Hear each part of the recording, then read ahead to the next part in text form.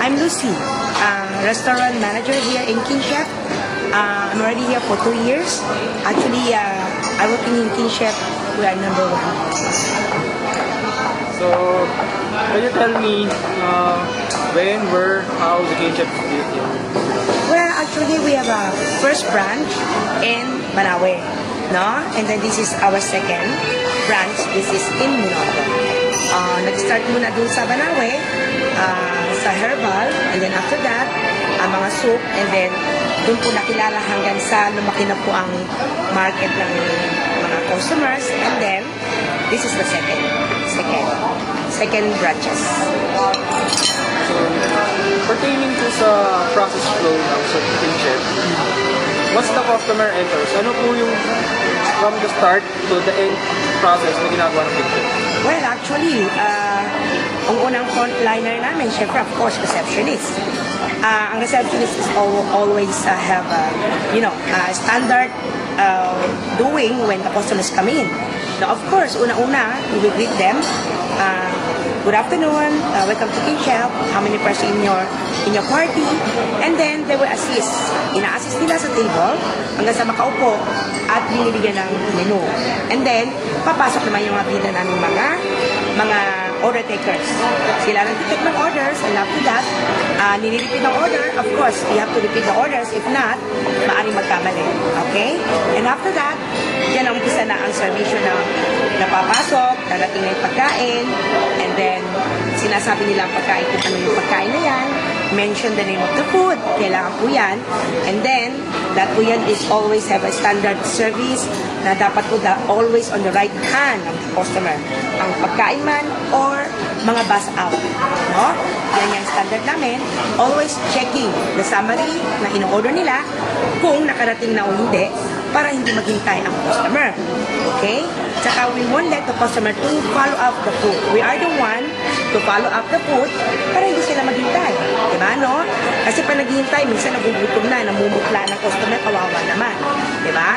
So that is it. And then, nandyan na yung transaction, yung mga pagkain, sinaserve nila. And after that, pagkatapos ng pagkain, of course, dito sa King Chef lang kami may free dessert sa mga regular customer natin. Lalo na sa mga baboy. No? And then, lahat yan, kinikling the table yan bago natin sinaserve. Kasi pag nagdi-dessert time na tayo, kailangan nila doon, busog na, nagkukwentuhan na sila. Dapat malinis ang table. Yun lang po ang nakalagay sa table, yung mga dessert lang po na kakainin nila. And then after that, yun ang aming service hanggang sa mag-bill out, hanggang sa matapos, yun na. So, satisfaction point when they already come out, umalis na sila. So, okay naman po. The service is, standard.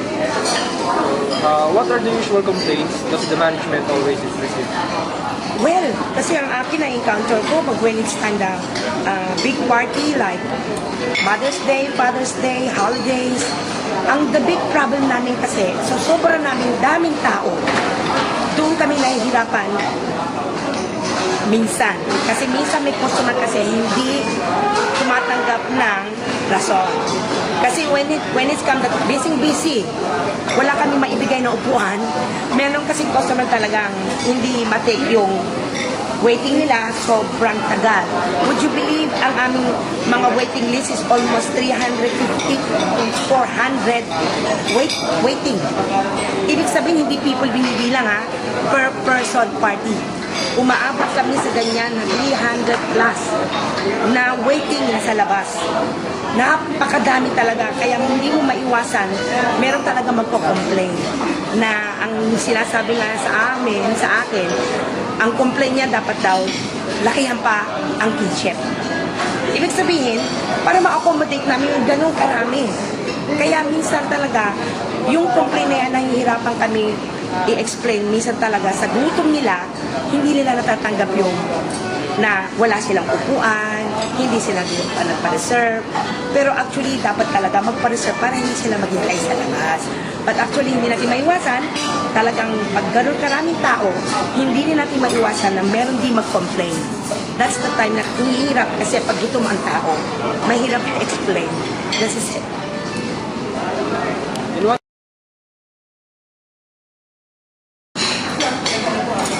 In what area in your service process do you think the management needs to improve? Well, actually, kasi lahat naman ng restaurant, lahat bago yan when it's come to a new restaurant. Eh, lahat naman ng bagay nasisira eh. Like, kagaya ng toilet natin. Ang closet natin palaging ginaganon. Eh, siyempre, kahit anong tibay niyan, talagang masisira. Mga bagay na ganyan. Do you mean that is that equipment or what? What do you mean to improve? Your service process, the intangible service that the management provide to customers, like Okay. from entering. Okay. So, yung improvement na sinasabi mo, well, lahat naman ng tao, may training, but some of the stuff is stubborn. Diba? When it's stubborn sinasabi, minsan yung standard na may standard tayo, minsan hindi ginagamit. Diba? So, dapat yan full of training, always keep on training, kasi pag palagi mo tinitrain sila, napapasok sa utak yan. Huwag lang kayo mapagod sa pag-train ng service, standard service, dahil dyan tayo bibigyan ng maraming good comments. No? Kasi sa service minsan, kahit may standard, minsan nakakalimutan ng staff, keep on eye. Ibig sabihin, alalayan mo palagi yung staff mo para maging maganda yung standard. Kasi whatever na may train yan, minsan, alam mo naman, minsan meron matigas ang ulo, hindi nila ini-standard yung service. Dapat yung mga leader na katulad ko na maraming supervisors sa area, dapat always keep on eye sa kanila para maayos ang servisyo, para hindi magkaroon ng problema sa servisyo. Okay? Next question is, what are your target customers during 3 to 5 p.m.? Well, kasi pag 3 to 5 p.m., actually sa Monday to Friday, iyan po may mga pasok ang mga bata, no? 3 to 5 is our dimsum promo, no? Karamihan dyan ay mga thunders, alam mo thunders, mga damatans, alam mo damatans, mga matatanda, karamihan ang pumupunta kasi sila ang may available time. Mga nanay, tatay, yung mga anak na wala pang hindi pa nag-eskwela, yan talaga pumupunta Monday through Thursday. But, when it's come on Saturday and Sunday and holiday, yan po ay talagang mix na yan. Mga magulang, mag-asawa, family, mga ka-classmate, kapitbahay, sama-sama, friends, doon talaga, mix na talaga yon. Pero ordinary day, talagang, lalo kapag may pasok, siyempre hindi sila pwede makadating ng 3 to 5 kasi may pasok. Diba? So, this is it. So, what is the current status of kitchen? Well, so far, so good naman, praise the Lord, kasi hindi kaming pinapabayaan ni Lord, actually naman, na talagang nasa ayos naman, survive naman, okay naman, kasi sa quality and the service, I think hindi naman nila kami makakalimutan. So the business is still going on good. Okay? What is your goal? What's the King Chef Restaurant's goal? Well, for me, it's easy. Satisfaction is my business. The customer satisfaction is my business. Nakuha mo yun? Kasi kung wala ang customer, hindi sila satisfied, hindi na sila babalik. E paano sweldo namin? Paano sweldo ng staff? Wala na. Kasi sila ang nagbibigay ng sweldo sa amin. Kaya ang aking very important is the customer satisfaction is my business. Okay? How will you measure the performance of frontline personnel based on your service process? Well, magaling. Actually, hindi ko naman tinatayo yung bangko kasi frontline namin, kagaya ang receptionist, no? Kasi ang frontliner, sila ang nakikita sa labas kung ano ang nasa loob. Diba? Kung ang receptionist, kung pahina-hina at walang buhay-buhay magsalita, hindi na papasok customer kasi ubo na pala ng frontliner mo eh. Wala nang ganang makipag-usap ng mga guests kasi walang kabuhay-buhay.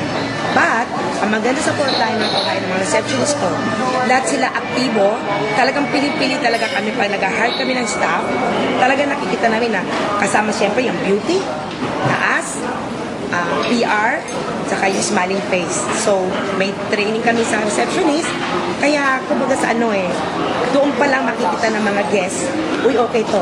Kaya pag okay sa labas, syempre sa loob, okay din. Okay? Does the management use benchmarking? If yes, into what aspect of the business? What do you mean the bench? Oh. Benchmarking is the method used in business to compare their, let's say, as a standard, from a business From the others. From the others. So, Well, kasi, okay.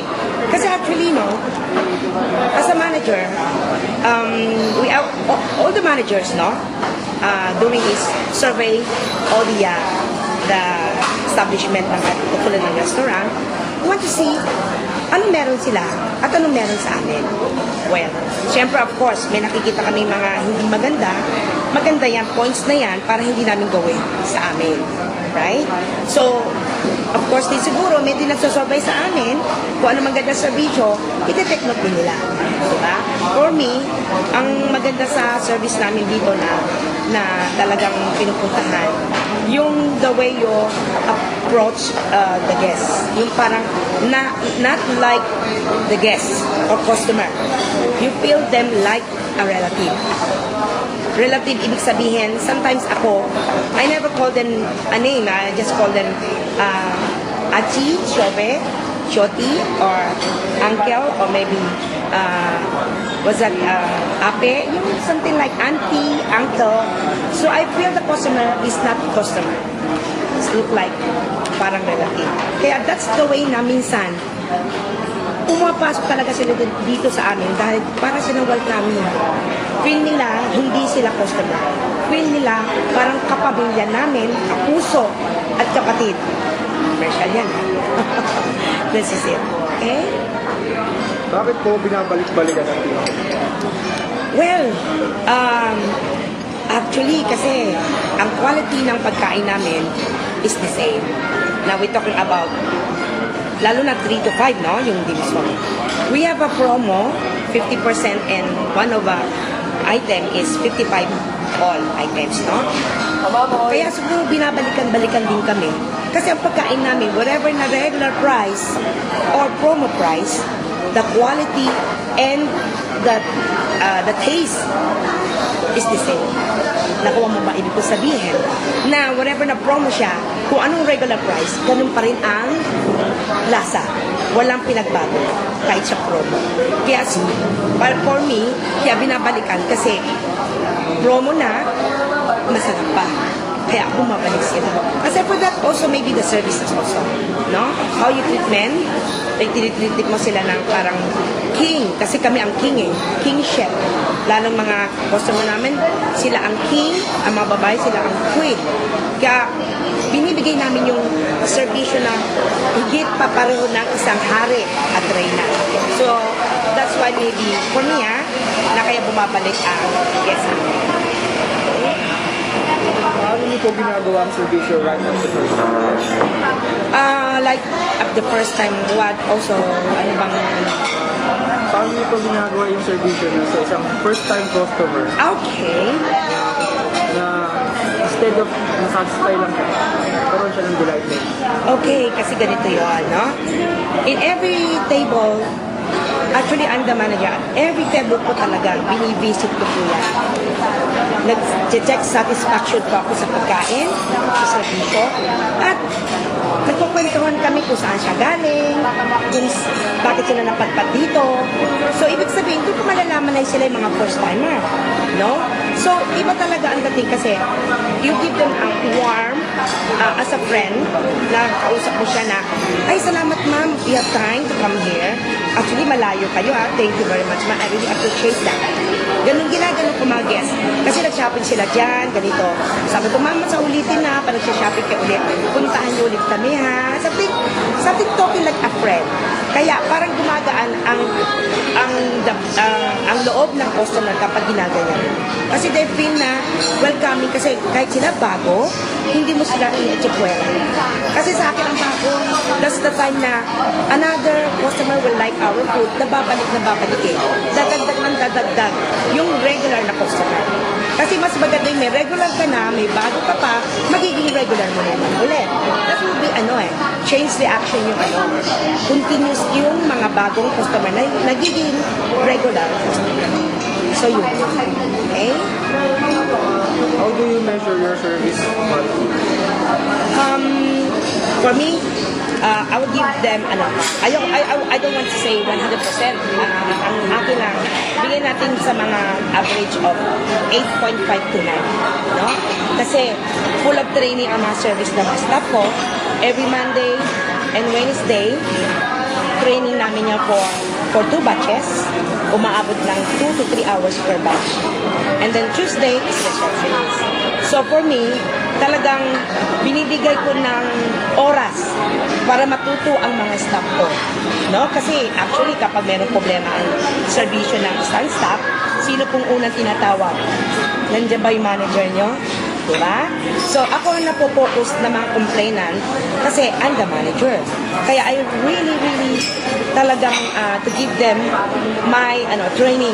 Actually yung training hours na yan is my break time. Pero nilalaan ko yung oras ko sa break time para lang magturo sa kanila. Kasi ganun din naman din ang mga staff ko, break time din naman nila yon, nilalaan din nila yung training na yon para maging maayos at magandang feedback galing sa customer own service na. Okay? How do you satisfy your customer? You mean the satisfaction of the customer? Well, kasi ang akin ito hanggang sa una, hanggang sa huli, huwag mong iiwan ang customer mo. Una, nilapitan mo, dapat hanggang sa pag-uwi niya, nandiyan ka pa rin. Na nag-aalalay, na nag-check ng satisfaction sa pagkain, so lahat, you give him the best you can. Kasi hindi porket na pumasok na siya, okay na. Dapat yan pagpasok at pag-uwi. O kaya pag-alis nila, nandiyan ka pa rin sa tabi. Na makikita niya, uy, the service is good, hanggang sa pagpito, ina-assist ko pa sila. So, I think that will be the best we can do. What unique fine dining service that you have? Fine dining? Yeah. This is a fine dining area, no? Ang fine dining kasi always a standard of service. Kasi ang standard, lahat yan dapat matutunan ng standard of service. Paano pag-serve, always on the right hand of the customer. Pulling the water, don't let the customer call you for asking for water. Hindi maganda yan. Dapat yan, mga training na yan, kayo nang lalapit, initiative. Na fine dining tayo, dapat tayo maging alert tayo lalapit kung anong kailangan ng mga customer. Hindi, don't let the customer to call us asking for anything. Hanggat maaari, would you care for anything else, sir? Parang ganon. Saka I let them specialty, lalong kapag tapos na ang serving, tinuro ko sa my staff ko na ask all the guests, your food is already served, sir and ma'am. Is there anything else? Pag sinabi nga, that's all. Sasabihin namin, yes sir, just enjoy your meal. Kasi para malaman namin na nasatisfied ang pagkain ay na-serve na, wala nang kulang, at bibigyan mo din sila ng parang bon appetit. Ibig sabihin na bon appetit yun, please enjoy your meal. Diba? So, iba yon. Yan ang fine dining para sa akin. Standard, pati yung gamit, yung mga setup, dapat iba. Iba siya. Mako-confirm mo ngayon yung setup namin dun sa VIP, different. We have a private room. Talagang exclusive, dapat talaga. Bigyan talaga ng pansin. Kasi ang kanilang mga menu, pag sinasabing fine dining, hindi po yung mumurahin ng presyo. Mamahal po ang mga pagkain, ang mga specialty ng pagkain. Dapat bigyan natin kasi they deserve this. Kasi binabayaran niya tayo ng mahal, kailangan magbigyan natin sila ng magandang servisyo kasi deserve nila yun. Okay? So, last question. Do you have a suggestion box? If none, how do you know the complaints of the customer? Well, ang suggestion box naman, wala kami. Pero meron kami mga survey, mga survey form, kung ano mga sasabihin nila. At meron pa din kami ng logbook. May logbook kami tungkol sa complainant. No? Kasi, the more na customer asking for a complainant like that, the more na nai-improve kami. Kasi kung meron tayong problema at hindi nagsasalita ang customer, ang problema is still there. Hindi mo na hahanap ang solusyon. Ang the more na customer meron nagsasabi ng suggestion na ganito ganyan, ina-appreciate ko yun kasi nag-i-improve ang lahat namin mga maling gawa sa pagkain, whatever. Kaya yung mga taong customer na nagsasalita ng mga complaint, ganon, hindi complaint yun eh, concern. Ang mga customer concern sa amin nang para mabigyan pa kami ng maraming improvement sa mga pagkain at sa mga service. Okay? Bye-bye.